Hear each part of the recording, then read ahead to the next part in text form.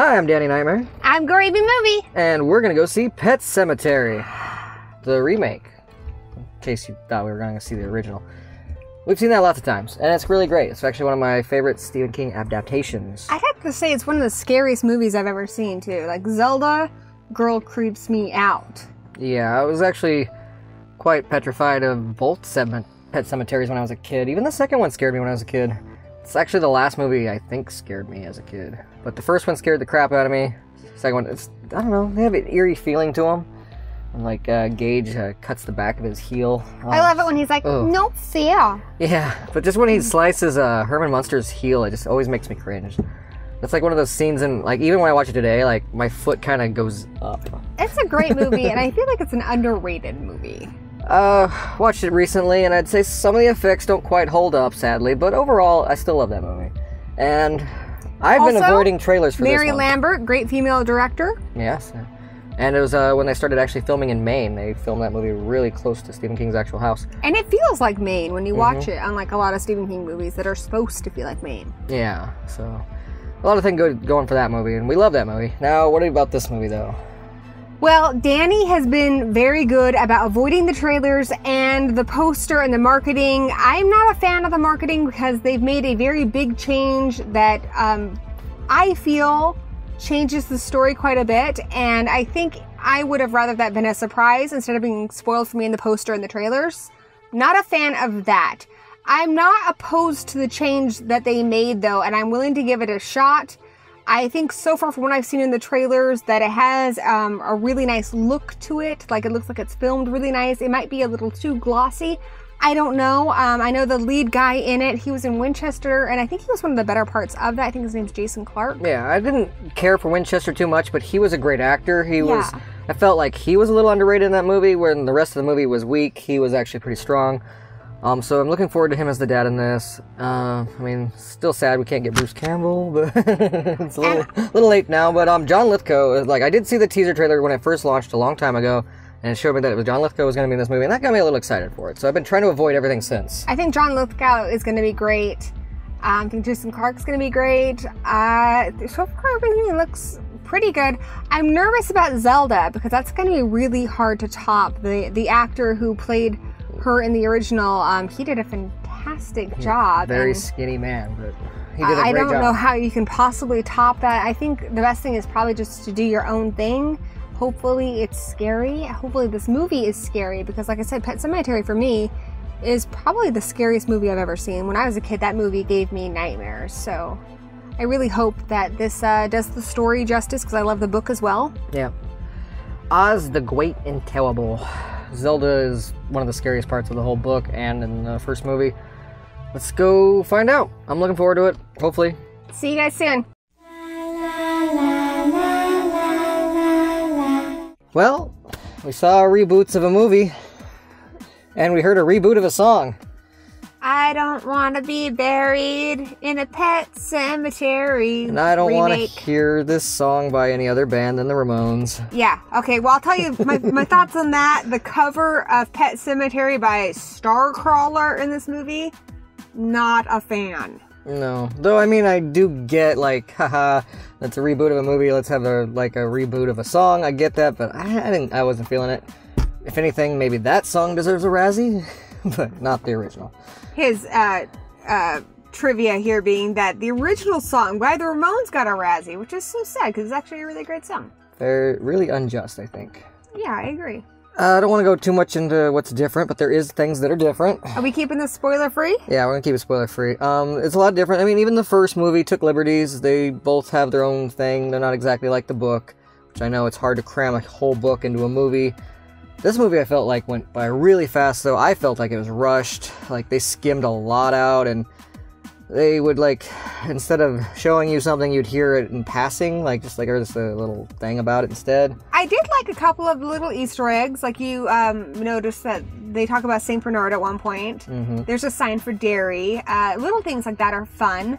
But yeah, the pacing is completely uneven. The beginning part of the movie, especially when they're talking about the Wendigo and stuff, which, you know, it wasn't needed in the first one. It wasn't needed here. It just really slowed it down. And then once the actual, burying people and having them come back from the dead stuff happens, it goes by super fast. Like, it's whirlwind fast, and it's so fast that it really messes with the tone, and it makes it very kind of unintentionally funny. It has no dread. It doesn't have that dread. It doesn't have that sadness, because we don't have time to really mourn those who we lose in this movie.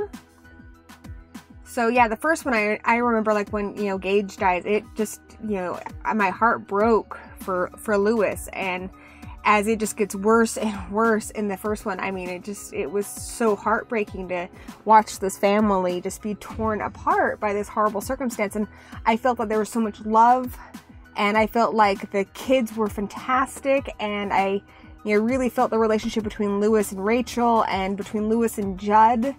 And they still had time to have the neighbor, and they still had time to, I feel like they did a lot more with Pascal. Like, I really feel like Pascal really cared for Louis in the original.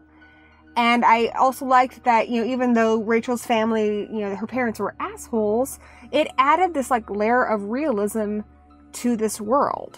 Yeah, other than her dad kind of giving him a look, there's no drama there like there is in the book in the original movie. I think Pasco was kind of done a little better, but also done not better, just depending on which scene with Pasco you're having. He looked pretty good.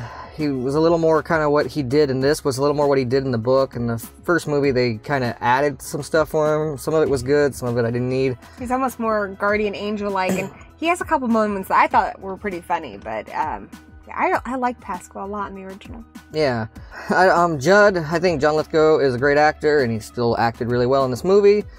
But I felt like the family's relationship with him was almost skipped through. Like, we just assume they're friends now, because when they first meet, it's a little more awkward than it is in the book and in the first movie. It's a little more like the mom's creeped out by him, and then, like, I guess some time passes, and all of a sudden they're just friends, and they didn't really ever show that. We're told a lot. Like, we're told that Ellie has really touched Judd's heart, and we're told that they're friends, but I didn't really buy that the family was close to Judd. That's because, like I said, a lot of it gets kind of told to you in passing. I didn't really like that. I'd rather be seen it. Also, some scenes, they happen, but out of order, or they have completely new things, which that happened with the first movie, too. It wasn't like that movie didn't do that. But this movie does that in a way to where I just feel like, wow, we're just breezing through this, and I don't care as much. So much of it wasn't developed well. Yeah. Like, even the place, I feel like I had a very good understanding of these Orenco trucks that come buzzing through there. And even though they buzz through a lot, we never really see the drivers or anything like we did in the original. It just all felt real. And the pet cemetery had texture, and it felt like a place that I could actually visit. And this one just felt it felt like something, a prop department put together, which is what it is. I can see that. The one thing I did kind of like, though, is they did have the swamp and stuff that's in the book. They didn't have that in the original movie. So it did kind of have that, what's the Wendigo, you could hear it in the trees and stuff. I did like that, him breaking the trees. Yeah, I do like that they kind of, and I felt like they visually showed that a little better, the way the books told it, than the first movie did. Just because of a budget, but some of it is, like you said. And I mean, no disrespect to the director of photography. The cinematography is fantastic. There's some great angles. What is filmed is fantastic. I just feel like there's a lot of scenes where I could see that they did a lot of computer alterations to what was already a good shot. Yeah. To make it scarier, and it just made it feel somewhat artificial. They visually put some stuff together that looks good, but that's it, and it goes by quick, and What are your thoughts on Zelda? Well, they used some practical effects on Zelda, and I'm glad they did that. She wasn't like a CGI mess like the bum in It. No, I'm glad they didn't do that. She looked okay, actually. She does look like she is a little girl, which, I mean, Zelda and the other one does look like an adult, but it was. It didn't really matter to me that it was played by a man or an adult man at that. Zelda scared the shit out of me. She didn't scare me in this. I like that they do try to kind of do their own thing, but it's very jump scary. It's very early 2000s paranormal type movie. Lots of jump scares, lots of, creepy dripping stuff. Completely ineffective. It's okay, kind of. If I hadn't seen the other movie and I hadn't read the book, I think I would like this a lot more. But since I'm so into those and I know it, like, I think that kind of kills this version for me, because I feel like this version is a modern day, made for people with low attention span type movie, and I don't know, I don't appreciate it as much. I feel like they really tried to do their own thing, but they said so much they were trying to adapt this from the book. This is nothing like the book either. No. In fact, I feel like the original had much more from the book in it. This, for me, it lost a lot of the flavor of the book. I do think Jason Clarke did a phenomenal job, but even then, I feel like our Lewis, played by Dale, I feel like he seemed more like the guy in the book. Well, the ending is it's a lot different, and there's some good violence in there, but at the same time, I felt like the original movie did just as well on the violence, so it doesn't justify needing it. Some of it's quickly rushed, doesn't quite make as much sense as it did in the other versions of the story, and they do their own thing, which is cool, but to me it came off a little unintentionally funny. It was very unintentionally funny to me. Like, at a certain point, I was just like, I give up. This is a movie that should be breaking my heart right now because it's dealing with family and loss, and I was just like, I quit. This has gotten so ridiculous at this point. It was almost a farce. It was, I've heard a lot of people, critique the original, saying that the original Pet Sematary movie, saying that it's cheesy. If you think that's cheesy, then I'm sorry. This is so much cheesier. The ending of this tonally did not fit. It seems like a lot happened in the last 5 minutes, like a lot. It's not it's just like cheesy too much or funny in a good way. It's just bad because it's not supposed to be funny. It shouldn't be funny. Hope not. I don't. The things that are happening right now with this family should not be funny, but because of how this movie is edited together and the tone and the pacing, it just is, and you completely are taken out of the story. And for me, the ending kind of put the nail in the coffin, and I can't recommend this to you guys. And I think a lot of that is like within the last 10 minutes, because that tone shift goes from like, it is pretty serious and it's pretty scary and there's pretty horrific stuff happening, but then the last 10 minutes is like Looney Tunes. It's like, what? Yeah, I almost feel like they were doing a good job making a movie that I would have been like, okay, it had its good points and it had its bad points. And then I guess on the last day, I feel like they're like, we could work or we could go to Dairy Queen. And they were like, let's go get Blizzards, because the whole last 15-20 minutes felt phoned in. Very phoned in, just because it was so quick, and it's like, what? And you go from that to cutting to the bad cover. Like, I just left this with a bad taste in my mouth. So I'm gonna say, as far as seeing this in the theaters, feel free to skip it. Just watch the original or read the book. I feel like this was a completely unnecessary remake. I think they could have done some of the stuff they wanted to do experimentally, and I think I would have rather they just made a Pet Sematary 3, because if you ask me, even Pet Sematary 2, yeah, Pet Sematary 2 with Eddie Furlong, I'm gonna say it here, unpopular opinion, Pet Sematary 2 is better than this movie. I love Pet Sematary 2. I love it too. I don't think this movie needs to exist. I don't see its purpose. I don't see what it adds. Like you said, I think it would have been even just better as part 3, just change some names. Yeah. Because they do enough different stuff where it could have been like, some things were an homage to the originals or whatever, but just make it a sequel, change the names of the characters, and you could have had a third movie. But even if it was a Pet Sematary 3, it would still be the bottom of the barrel. Yeah, it still would be. I just think that would help it a little better. It would still be the seed of Chucky of the Pet Sematary films. Yeah. Anyways, that's our thoughts. I'm probably a little hard, so feel free to argue with me in those comments down below. Yeah.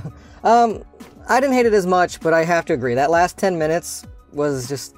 I felt like the movie took out its dong and slapped me in the face with it a couple of times. And I was like, what? I don't want to say I hated it, but I was invested up until that last 20 minutes, and then I feel like the movie just bailed on me. We got pranked almost. Yeah, I feel punked. Yeah. So I'm upset about the ending. All right. Well, thanks for watching, and let us know down below if you've seen it. Try to keep it spoiler-free, because that's the biggest problem here. I think marketing has spoiled this too much. But let us know what your thoughts are, and which version of Pet Sematary is your favorite. This one? Don't forget to include part 2. Yeah, all 4 versions. We will not shame you.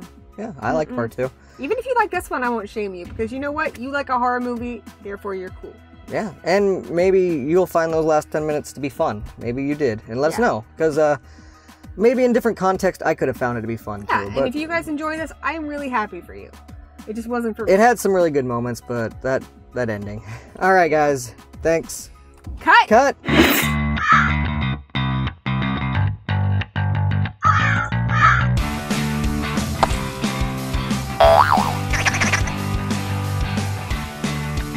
Yeah.